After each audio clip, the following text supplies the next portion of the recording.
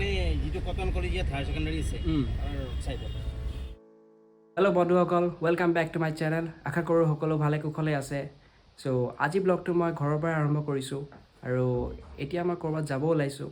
আপোনালোকে ভিডিঅ'ৰ টাইটেলটো চাই পেলাই গম পায়েই গৈছে। চ' ভিডিঅ'টো চাই থাকক, কেনেকৈ কি হয় আপোনালোকক দেখাই আছোঁ।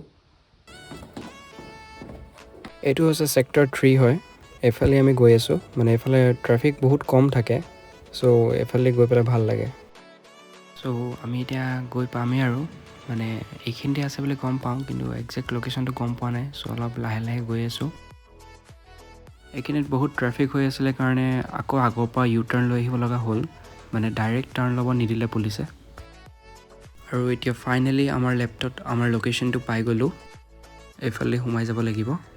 মানে যেটো কটন কলেজিয়েট হায়াৰ সেকেন্ডাৰী আছে আৰু সাইডত।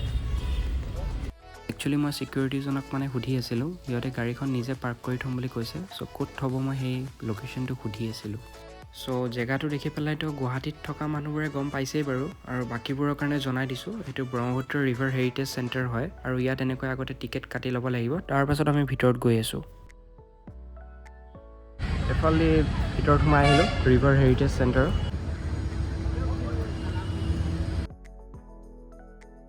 নাই, নুঘূৰিলে। আৰু মোৰ আগত দেখিছে এইটো ৰাইট চাইডে, এইটো আগতে DC বাংলো আছিলে, এতিয়া সেইটো হেৰিটেজ চেণ্টাৰ বনাই দিছে। আৰু ভিতৰত গৈ দেখাই আছোঁ আপোনালোকক কি কি থোৱা আছে তাত। এতিয়া ভিতৰত সোমাই আহিলোঁ আৰু কি কি আছে আপোনালোকক দেখাই আছোঁ, চাই থাকক। এইফালে কি আছে? লাইব্ৰেৰী হল।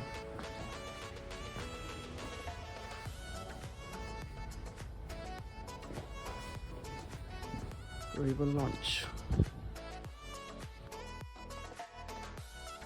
আৰু দেখিছে ওপৰত নাৱৰ ডিজাইনত ধুনীয়াকৈ লাইট দিয়া হৈছে, ভাল লাগিছে দেখিবলৈ।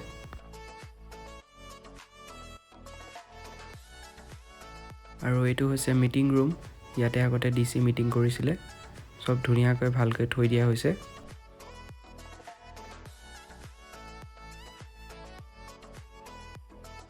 ইয়াত বহুত কিবা কিবি ইনফৰমেশ্যন দিয়া আছে আগৰ, আপোনালোকে আহিলে চাব পাৰিব।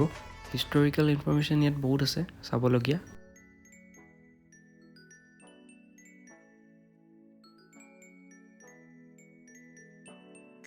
আৰু এইটোৱে হৈছে লাইব্ৰেৰী। ইয়াতে আপোনালোকে আহিলে বহুত আগৰ মানে কিতাপবোৰ পাব, চাব পাৰিব ইয়াতে।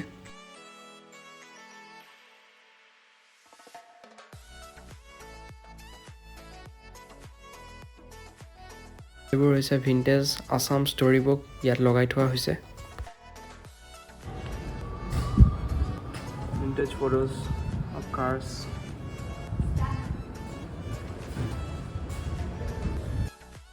আৰু ইয়াতে মানে আগৰ দিনৰ কেমেৰাবোৰ থোৱা হৈছে। ভিডিঅ' কেমেৰাও আছে ইয়াতে, আপোনালোকে আহিলে চাব পাৰিব। আৰু এতিয়া ওপৰত গৈ আছোঁ এইফালেদি, ইয়াতে মানে ট্ৰেডিশ্যনেল মিউজিকেল ইনষ্ট্ৰুমেণ্টছৰ কালেকশ্যনবোৰ ৰখা হৈছে।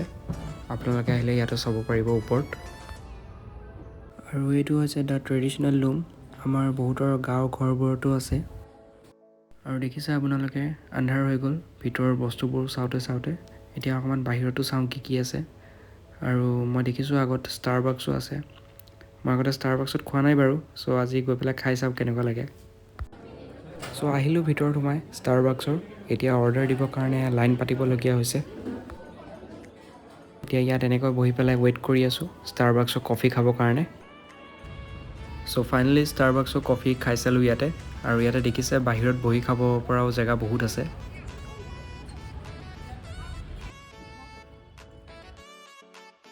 আৰু ইয়াতে নাৱত থিয় হৈ পেলাই মাছ মৰা দৃশ্য দেখুওৱা হৈছে। আৰু এইটো হৈছে বেক চাইড, বাৰাণ্ডা হয় এখন। আগতে ইয়াতে DC বহি পেলাই ব্ৰহ্মপুত্ৰৰ মজা লৈছিলে। বহুত ধুনীয়া বতাহ মাৰি আছে ইয়াতে, আপোনালোকেও আহক আৰু ব্ৰহ্মপুত্ৰৰ মজা ল'ব পাৰিব।